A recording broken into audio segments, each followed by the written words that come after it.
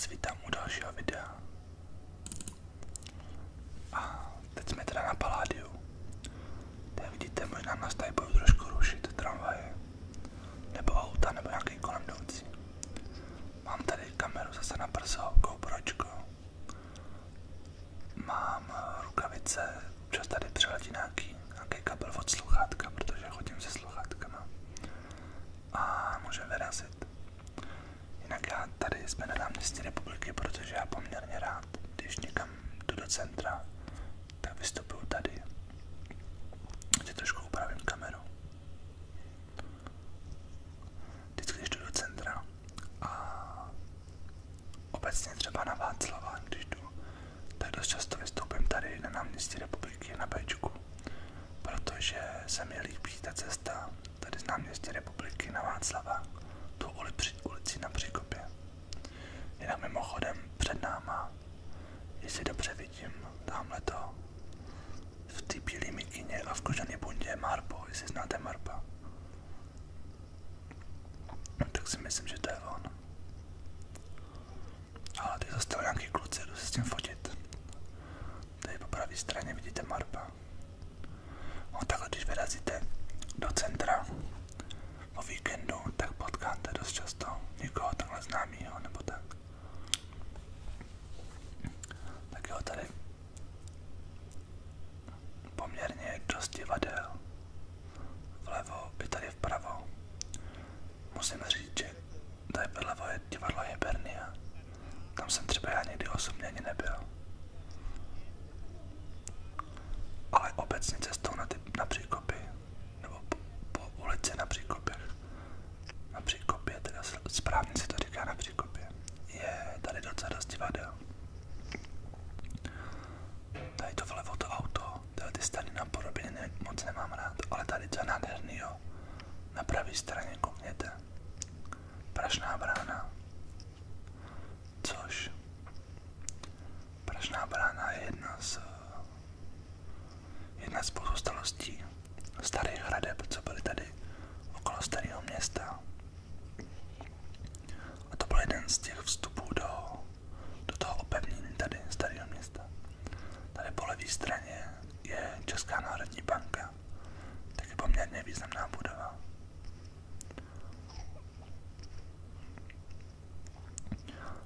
Poměrně dost často jsou tady různé pasáže, které ani člověk nemá projít, a když někam jde cíleně, tak ani ji nepozná, jestli je správně, protože jsou si všechny tak podobný, že já se v tom docela dost ztrácím.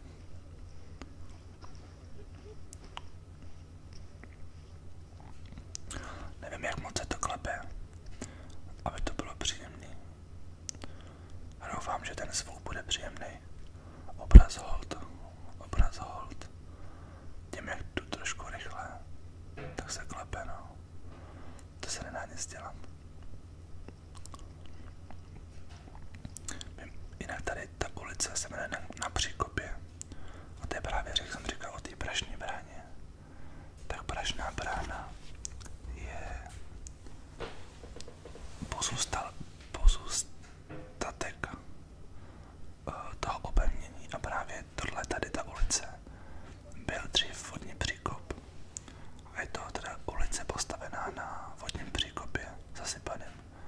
Proto se jmenuje na Příkopech, nebo na Příkopě. Tyhle ty sladkosti, ale to mám nejradši. Tyhle ty obchody, kdy jsou v těch sudech sladké věci, to bych mohl jíst furt. Ale ještě jsem si nikdy nic nekoupil takhle. Obecně ne, taky říkám obecně.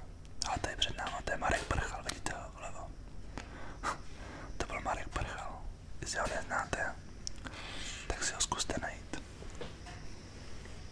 To je hlavní PR poradce Babiše. No, já jsem říkal, že úplně nerad chodím docela do těch obchodů, co jsou tady pro ty cizince. Protože mi to úplně není, myslím si, že to není úplně cílený pro Pražáka, aby chodil z takových obchodů, protože ty věci jsou dost často předražený, úplně zbytečně, nebo tak. I když jsou samozřejmě obchody, nebo nějaký různý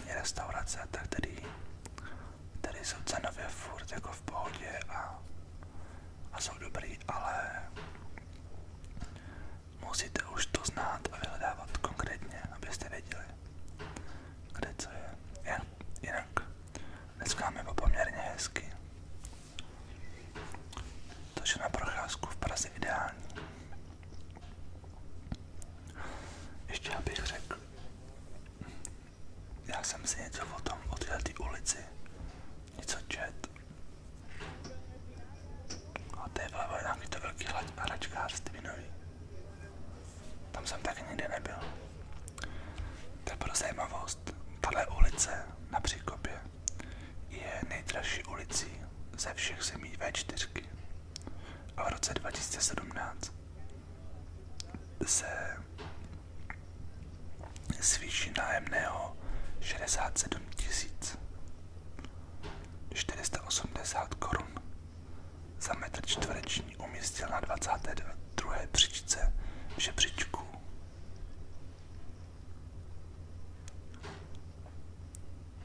V 68 nejdražších nákupních ulic na světě. To znamená, že nájemné tady je 2640 eur nebo 67 480 korun za 1 metr čtvereční. Za rok teda. To je poměrně dost.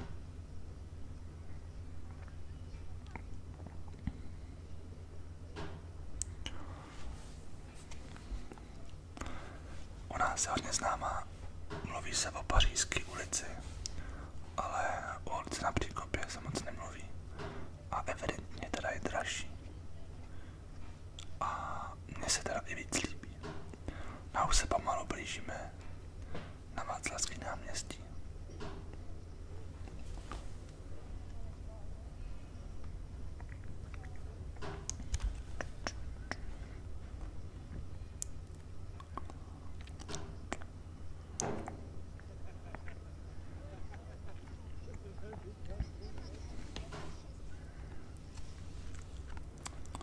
Václavské náměstí je mimochodem,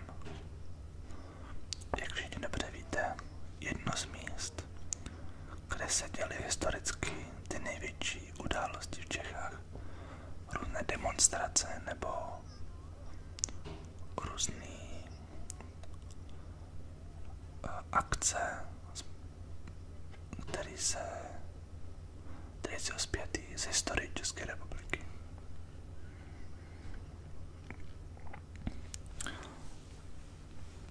Jinak Václavák je 750 metrů dlouhý a 60 metrů široký. Když to počítáte od Národního muzea k Můstku.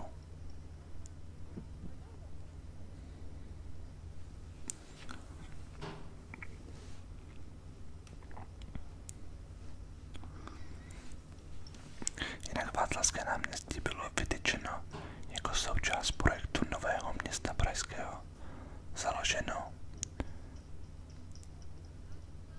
císařem Karlem IV. Roku 1348.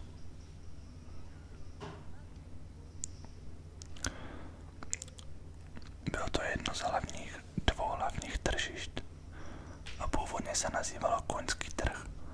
Dost často někdo říká Václaváku ještě dneska Koňský trh. To druhý nejvýznamnější náměstí bylo Karlovo náměstí. A to se přezdívalo, tohle bylo Koňský trh a Karlovo náměstí se přezdívalo Dobytčí trh. Pak bylo ještě Senovážné náměstí. To byl senný a obilný trh. To asi možná trošku napovídalo to, co na tom trhu bylo hlavně, se prodávalo hlavně.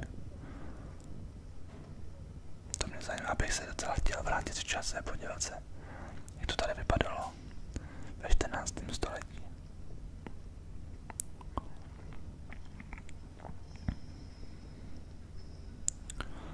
Od roku 1650 křižovatku ulic Vodičkova a Jindřijská zdobila kamenná kašna s pískovcovou sochou svatého Václava.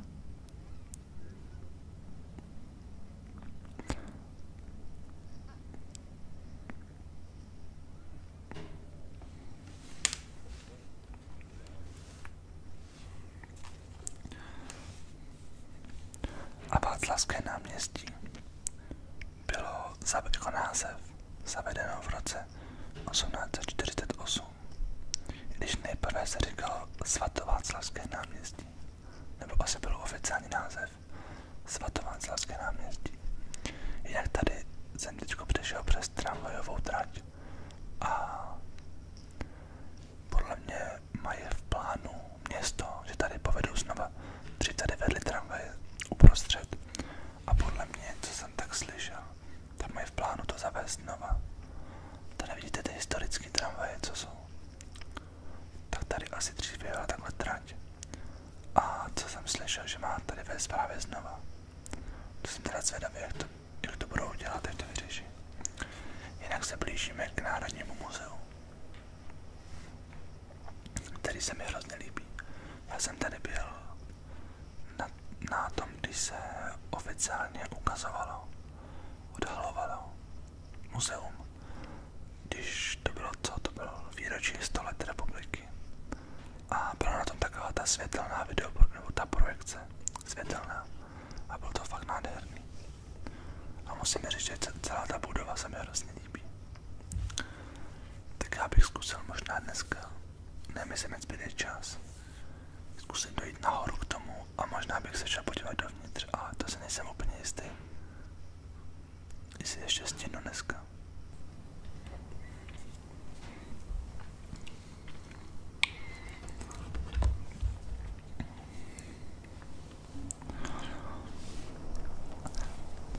Tak mi klidně napište, já jsem ještě právě v tom zrekonstruovaném muzeu nebyl.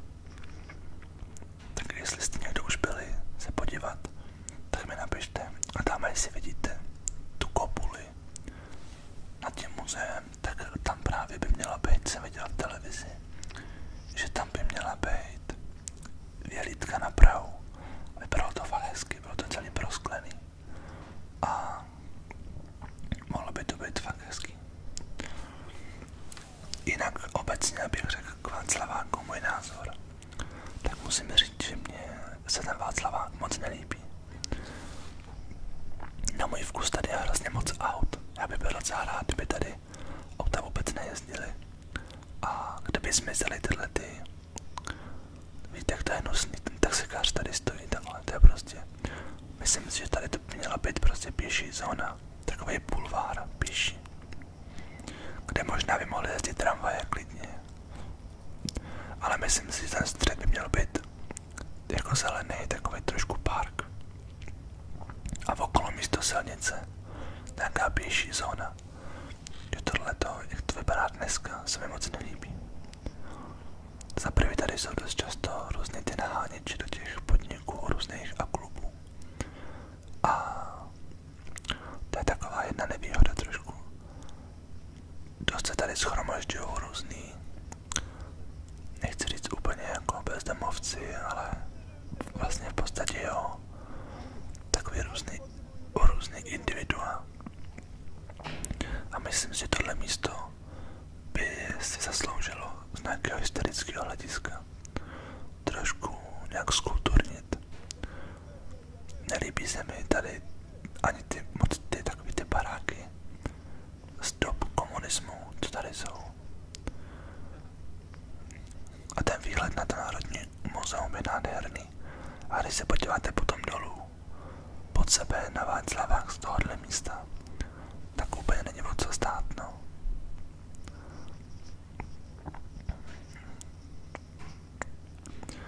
Mám trošku problém s tou kamerou, že mám bundu okolo toho, občas se mi tam dostane kus bundy a není vidět, tak sorry. Tady má nějakou komentovanou prohlídku. To je taky doporučuju, když potkáte takovou nějakou skupinu, tak klidně se k nim připojit. Nebo aspoň chvilku poslouchat, co říkají. Protože dost často to jsou prostě lidi, co to mají nastudovaný a poměrně říkají zajímavé věci. Tady je mekáč, tam nebudeme. No a sice jsem možná trošku negativní, ale to největší, co se mi nelíbí úplně nejvíc na tomhleto, je tady ta magistrála. Tady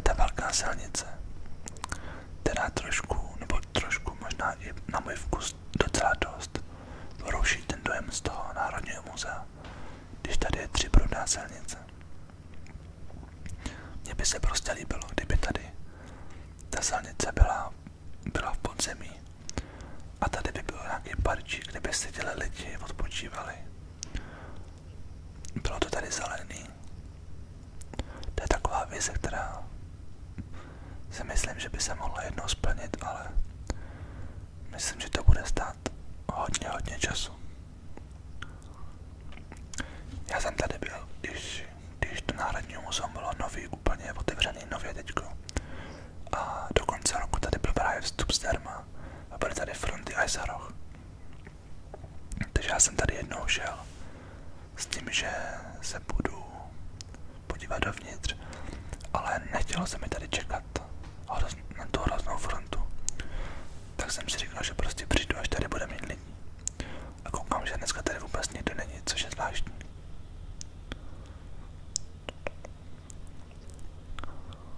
Je to pár lidí, co se fotí navzájem. Ale koukám, že tam je nějaký nápis. A tam je zavřeno. Oni mají dokonce. Jo, no tak do konce února mají zavřeno.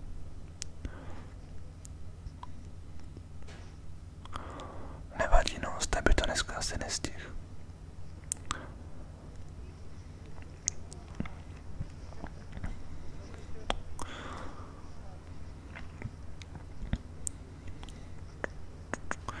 Jinak vidíte tady tu velkou silnici, to není moc hezký.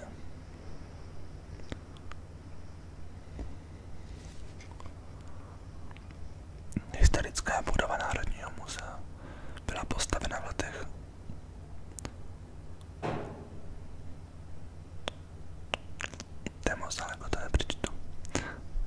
なさ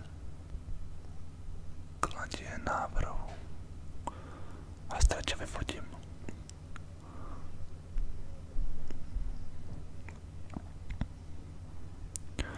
Vidíte ten výhled? Kdyby to byl takový nějaký hezký bulvár, tak by to bylo hezký, ale tohleto, ty auta pod náma, je to škoda. Myslím, že ten prostor by si zasloužil trošku zkrášlit, no.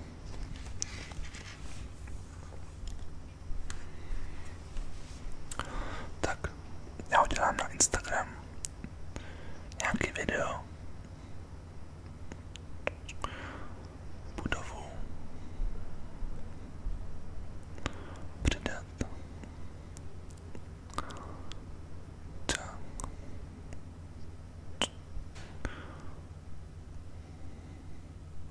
Jinak viděli jste někdo tady tenhle